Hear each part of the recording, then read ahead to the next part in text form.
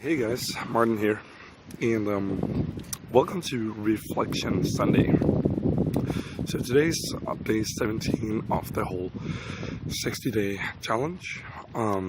Today's obviously a Sunday, and I've had a little bit of food for thought this week. Some of it going pretty deep, like all the way back to kind of the whole background or the whole reasoning for and the whole mindset and frame that I have behind why do I want to learn games. So a friend of mine actually asked me, what is it that you want from game? Like, what is the end result? What is the goal?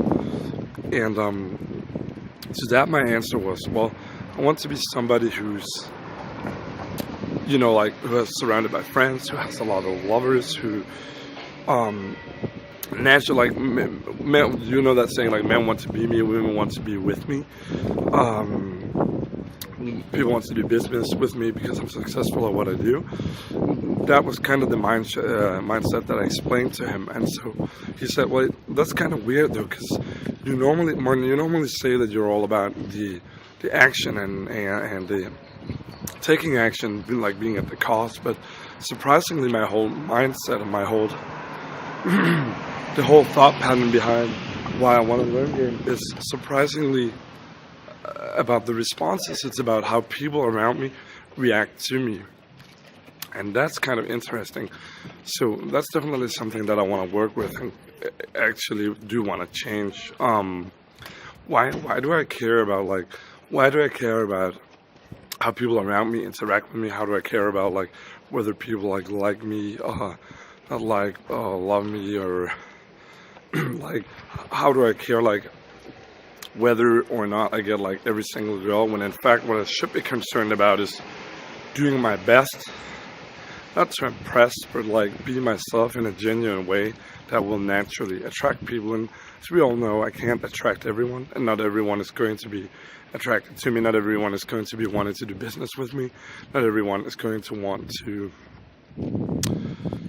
hang out with me, or for that matter, spend time with me and become a friend of mine. And so that's kind of interesting how that whole thought pattern up until this day have been wrong. So I kind of want to rewrite how I perceive my end result for game, how I perceive what I want to achieve ideally. So that's definitely something that I'm keeping on my mind, and I kind of want to write it out in a sentence in the near future. And so another thing I've also been thinking a little bit about this week is the whole concept of assuming familiarity.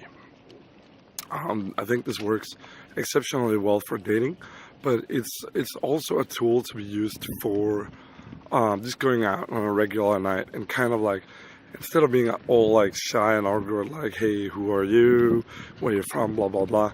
I mean, you should still get the logistics, but those two concepts don't necessarily have to be mutually exclusive. So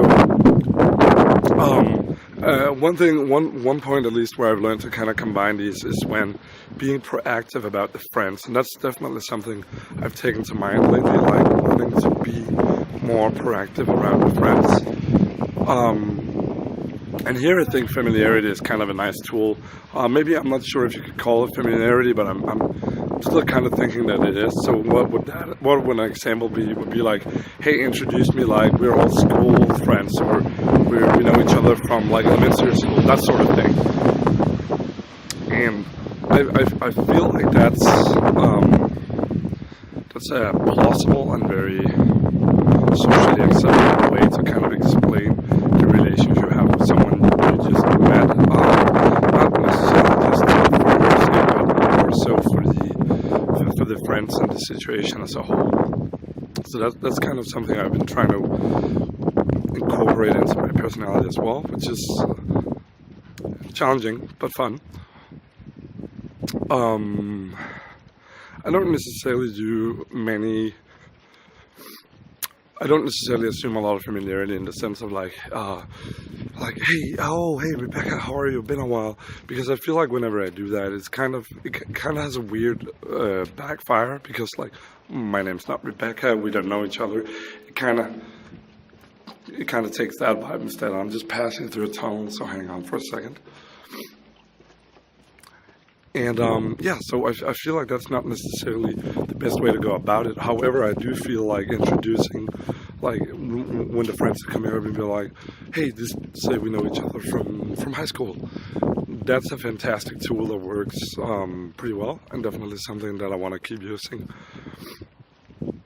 That's something I've been working more on this week as well. It's the whole point of why I'm bringing it up. And so, also, as you're correctly getting at here, another thing that I'm bringing up and doing more frequently now is being proactive about your friends. I recently saw a video about that from someone from RSD, which was kind of interesting. And I kind of like the concept about how you can be and how you and why you should be proactive about your friends, instead of like letting it happen and letting it happen to you. You want to be, again, you want to be at the cause, not at the effect of things. So it's a nice little way of kind of getting yourself introduced without making things awkward, weird, socially unacceptable, and so on. And it's a good way for you to kind of show that lead as a man and give her the excuse to like, oh, it's, you know, it's Martin, we know each other from elementary school. So that's a nice little tool that you can add in there, well, that will get you accepted within the group. So the friends will be, oh, okay, she's just hanging out with her, you know, elementary school. That's cool.